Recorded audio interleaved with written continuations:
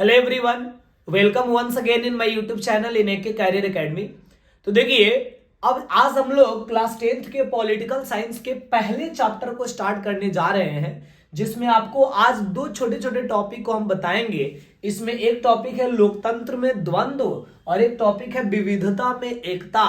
ये दोनों 100 टाइप के इंपॉर्टेंट क्वेश्चंस है और ये बस थोड़ी देर में आपके दिमाग में बैठ जाएगा ये दोनों टॉपिक, तब ध्यान से सुनेंगे।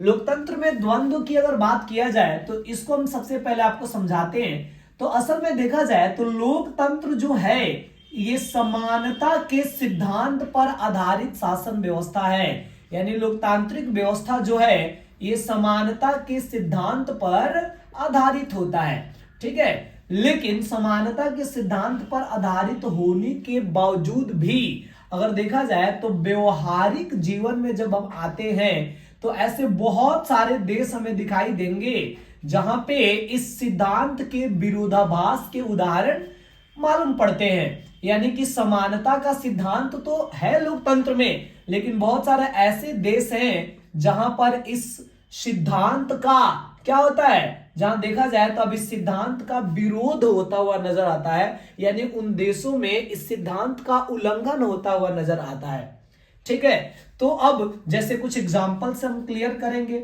जैसे मान लीजिए कि हम अमेरिका की बात करते हैं, तो आप अमेरिका में देखेंगे तो वहां पे श्वेत यानी रंग के आधार पर वहां श्वेत और अश्वेत ये दोनों प्रकार के रहने वाले लोग हैं। और इन लोगों में अमेरिका में देखा जाए तो इन दोनों समुदाय के लोगों में गंभीर मतभेद बना रहता है। अगर वहीं देखा जाए आयरलैंड की अगर हम बात करें तो ये भी एक कंट्री है जहां पे अगर देखें हम तो यहाँ कैथोलिक और प्रोटेस्टेंट ये दो धर्मों के दो धार्मिक मान्यताओं के लोग जो है यहाँ पे निवास करते हैं, ठीक है।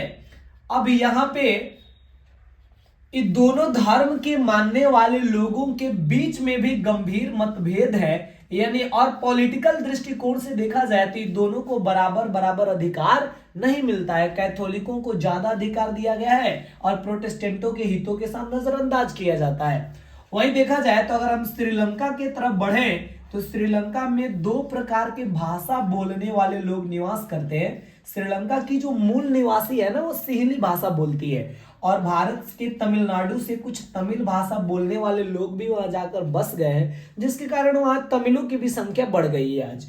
तो देखिए, सिहली और तमिल भाषा बोलने वाले जो लोग श्रीलंका में निवास करते हैं इनमें भी गंभीर मतभेद है। यहाँ सिहलियों को अधिक अधिकार दिया जाता है जबकि तमिलों के हितों के साथ नजरअंदाज किया जाता है। तो इस प्रकार लोकतांत्रिक देश में तो वैसे समानता का सिद्धांत होता है, लेकिन व्यवहार में कुछ ऐसे देश जरूर मिल गए हमें जहां पे अलग अलग समूहों में अलग अलग ग्रुपों में गंभीर मतभेद की स्थिति बनी हुई है। तो ये जो कंडीशन है, ये जो स्थिति है, इसी स्थिति को बहुत सारे विद्वानों ने काफी सारे विद्वानों ने देखा जाए तो अब इसी स्थिति को लोकतंत्र में द्वंद्व की संज्ञा दे दिया।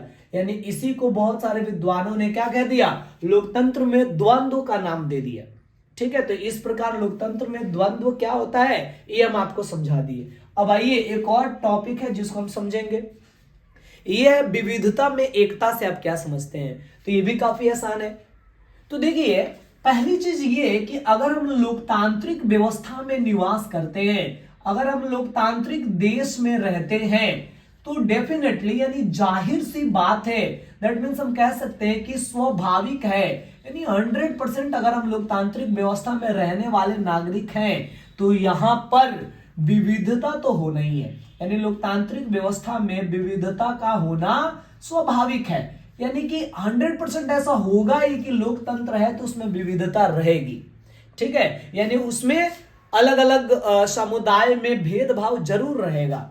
और दूसरी तरफ अगर देखें हम तो ये विविधता किस रूप में होगा, तो अब कहने का अर्थ समझिए कि लोकतांत्रिक देश में विभिन्न धर्म, ठीक है, जाति, भाषा, संप्रदाय इत्यादि के लोग जो है निवास करते हैं। विभिन्न धर्म, जाति, भाषा, संप्रदाय इत्यादि के लोग लोकतांत्रिक व्यवस्था में निवास करते हैं और अलग अलग धर्म के लोगों के बीच, अलग अलग जाति के लोगों के बीच, अलग अलग भाषा और अलग अलग संप्रदाय के लोगों के बीच भेदभाव होगा, यानी विभेद जरूर रहेगा, ये तय है। लेकिन इन सबके बावजूद भी अगर इन सारे धर्म, जाति, भाषा या संप्रदाय के लोगों में तालमेल बना रहे, यानी थोड़ा बहुत भेदभाव तो होना स्वाभाविक है, लेकिन इन सबके बावजूद वहां सारे संप्रदाय के, सारे समुदाय के लोगों में अगर तालमेल की स्थिति भी बनी रहे, यानी कि सारे समुदाय के लोग अलग अलग होने के बावजूद भी उनमें यूनिटी का भाव रहे, उनमें एकता का भाव बना रहे, तब इसी कंडीशन को हम विविधता में एकता का नाम देते हैं। इसी को क्या कहते हैं? इसी को कहा जाएगा विविधता में एकता। ठीक है, तो इस प्रकार ये विविधता में एकता एक टर्म था जो आपको समझाना था। तो उम्मीद करते हैं कि आपको लोकतंत्र में द्वंद्व और विविधता में एकता, ये दोनों टॉपिक समझ में आ गया होगा। तो आज की क्लास में हम इतना ही रहने देंगे और अगले क्लास में हम आपको समझाएंगे सामाजिक विभेद क्या होता है और सामाजिक विभेद की उत्पत्ति असल में कहां से होती है, यानी उसके उत्पत्ति के रीजन क्या होते हैं, इसको हम अगले क्लास में समझाएंगे।